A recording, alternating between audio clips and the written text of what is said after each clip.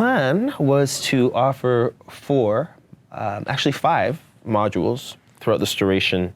The first module was to have a cross-cultural sensitivity training for all the staff, teachers, artists that were involved. And then we had our 4 modules planned. So our creative dance module that I was to lead, the First Nations module that Terrence Little Tent came in to lead. We had our Ghanaian dance module with God Knows Kumasa, and then this org pedagogy with Sophia.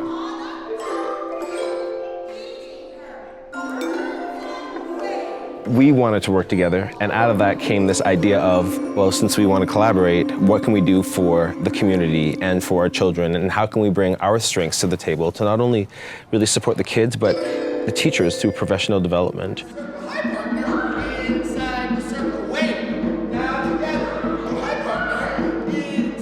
So thank you, parents, for listening to your child. 2, for taking that moment to acknowledge the teachers that, are the capable guardians taking care of your kids.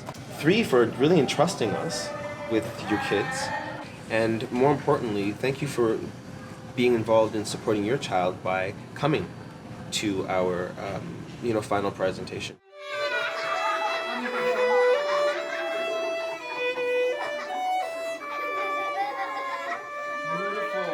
Hi, I'm Chancz Perry. I'm one of the lead artists. I'm an interdisciplinary artist. I think providing the kids with exposure to diverse dance styles was important to just develop some awareness in these different, dance forms. To be involved in creative dance, African dance, hip-hop dance, ORF, just helps to kind of give them a little taste of what else is out there. My name is Katie Gannon. I'm a violinist in Regina. I play with the Regina Symphony Orchestra. I had an idea of what Chancz wanted to do with the kids, but I wasn't quite sure how it was all going to fit together. When I showed up, seeing what he's doing and interacting with the kids, and I feel like there's a lot more freedom to just kind of jump in whenever I can and go along with whatever he's doing. And you're just part of what's happening and what Chancz is doing it. You're actively involved the same way the kids are. So you're kind of part of them and seeing what's going to happen next.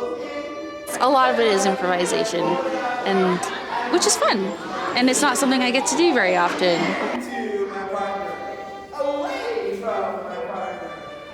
In every exercise, there's some literature, there's numeracy, in addition to exploring the various dance styles. We do it through play, through exploration.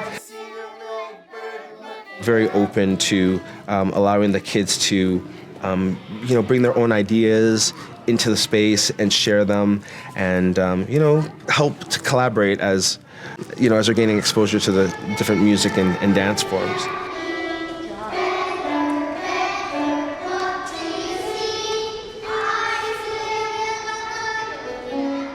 We're not teaching them to be actors or singers or dancers or hoop dancers, but we're just using the art form as a vehicle for physical expression, for, again, building those social relationships, for, gaining knowledge and understandings.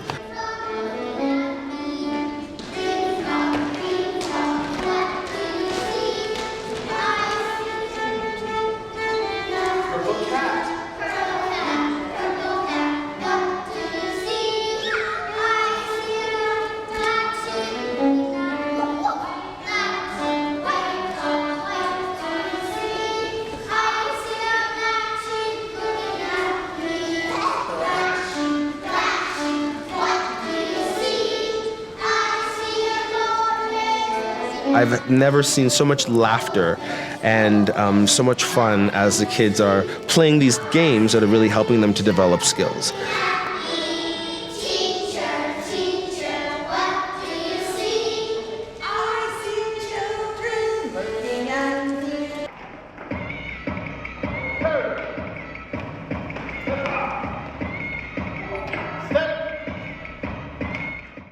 I'm just really excited to have Terrence Little Tent with us. He's bringing to the classroom, his beliefs, his customs, but most importantly, it's really his culture that he's going to be sharing.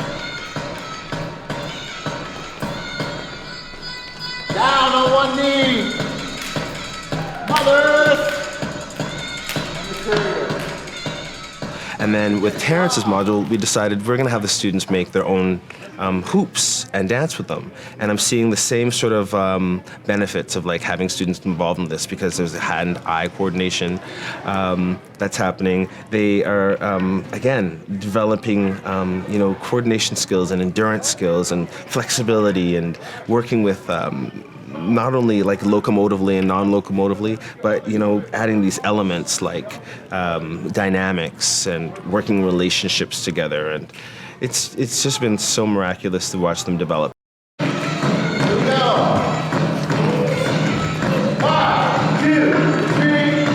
As you learn each hoop as you go along, there is a teaching, there's a lesson, and there is a custom of tradition bringing Mother Nature and human beings together to create, this wonderful story. And so when I'm teaching, I always make sure that I make it fun, I make it educational, and I always have different stages that I go through in teaching hoop dance, like with the 5 basic teachings of hoop dance, is to listen, watch, learn, respect. And then we have the 5 basic stages of hoop dancing, which we call the birth stage, calling the spirit, the mother and father stage. Then we have stacking, weaving, which is weaving your culture, making it strong, learning your knowledge of who you are. And then the last, putting all of the 5 hoops together to create the story, to make it understand this is you in life as we walk. So those are the things that I want to bring to these children, is to build their self-esteem. When they see this dance in their mind, they would say, I can't do that. So when I go in there and educate them and teach them, they break it down, and so allow them to see firsthand it's easy to do, but you just gotta take it step by step. Now, and 2, 3, 4. Take out your hoop.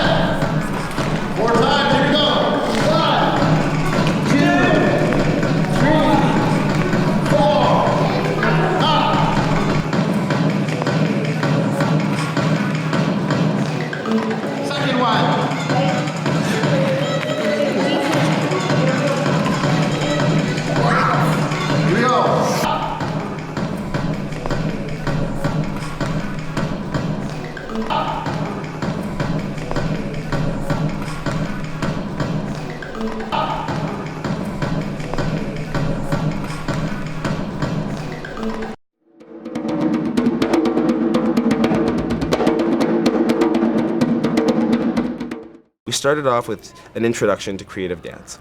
And then next we wanted to bring it all to sort of like, Treaty 4 territory by exploring the First Nations culture.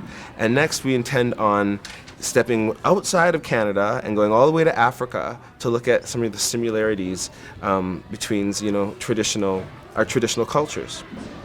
Students will be able to see how important the circle is in First Nations culture as it is in African culture. How important rhythm and beat and language is as well.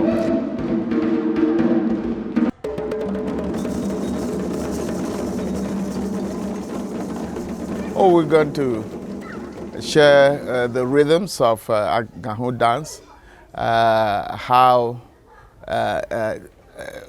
music and culture go together, people's daily lives, especially in Africa, how it's involved music and dance and all that. I will try to communicate that to them, and also how to learn how to play some of the drums and the rhythms. Sometimes it's a little difficult, complicated for young kids, but we'll try and see if they can just break it down simply for them, so that they will be able to do it. Yeah. The kids were very enthusiastic about the drums, and the teachers were very cooperating and very involved with the kids, and trying to make sure that everything was going well.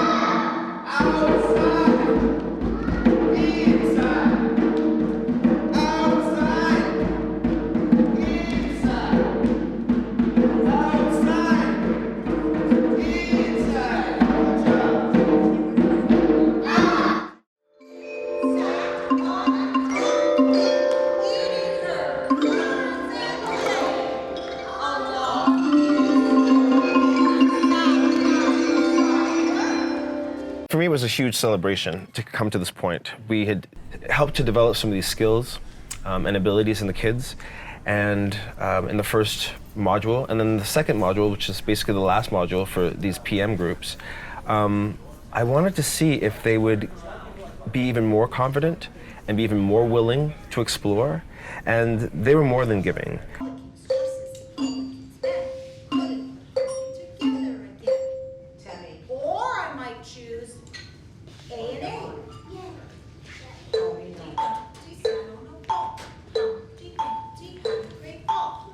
An approach to teaching music that is kinesthetic, it's oral, it's auditory. It's a way of knowing music, but through the body and through doing.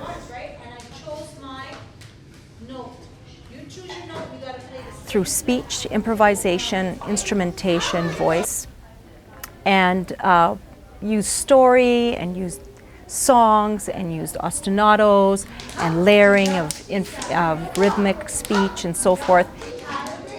And then using body percussion with the body and transferring that to the instruments, which are the barred instruments, the metallophones, xylophones, glockenspiels.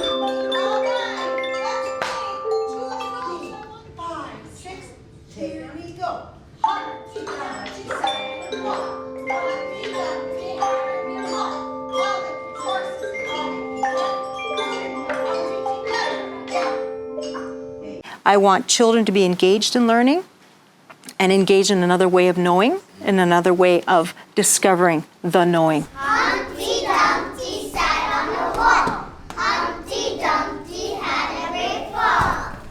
All the king's horses and all the king's men couldn't put Humpty together again. And there is our story. Through these progressive programs that are, self-inquiry based or explorative, kids are going to make their own decisions and come up with their own ideas, and it'll be done in a progressive way as opposed to it being imposed on them. Far away from the light and closer to the screen, and look, I just got smaller. It's smaller. And if I move far away from the screen and I get closer to the light, what happens? You get bigger.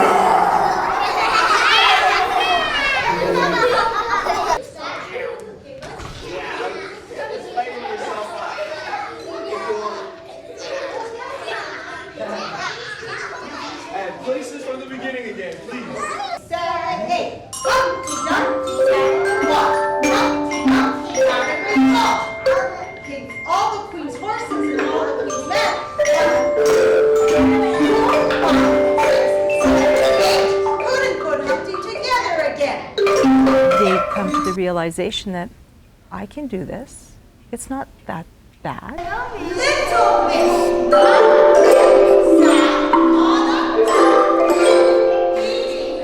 on a rock, eating her way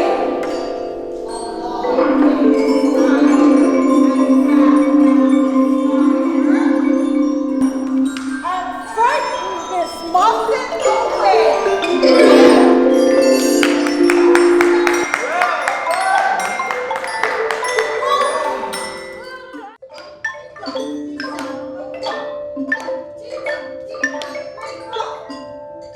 The minute you and the artist walked in, the kids lit up. Like they were just ready to go and they were excited to find out what they were going to do.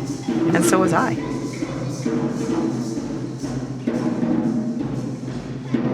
Watching certain children blossom in this type of situation, it wasn't necessarily the kids that I expected. And just some of them, the way they kind of shone, and it gave them a chance to be creative, and I saw many of them in a different way, in a different light. Their engagement, but how that engagement was brought back into the classroom, right? So we would go, and they were so interested in everything that we were doing, but it became part of our everyday in the classroom. Like I think about when Terrence came and he taught to them that very first day about the 5 teachings. For weeks after, my kids kept bringing those back up, and there was such a beautiful way to integrate that knowledge into our everyday classroom. And that's just like one snippet of example. Like, so in both the units, they're bringing those things back and into the classroom and taking the knowledge that they've learned in the project into their everyday life. I just found too that the confidence in the children, like some of the children not speaking English or just learning, really beginning early stages, and the first few classes, like singing, humming, not singing, but humming and making that connection to what we're doing, and also watching the children even just playing today and just really engaged. They didn't need to know the language. They're watching, and they're gaining so much from hearing and watching the other students. When you read and when they talked about what they got out of it, and you hear somebody say, dancing the Gahu dance makes me feel brave, right? Like something like that. You can't write that in a curriculum, and you can't plan that in your year plan. But when something like that happens, it's magical, and so it really has been just wonderful.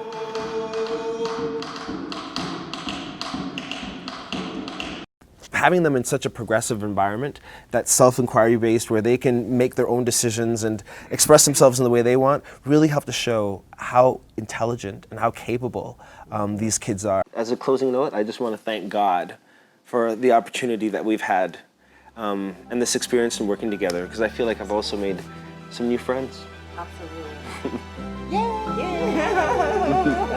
And we have to thank, of course, our funder. Like, we would not be here without the Sask Arts Board. So maybe a 1, 2, 3, thank you, Sask Arts Board. Thank you, Sask Arts Board. All right.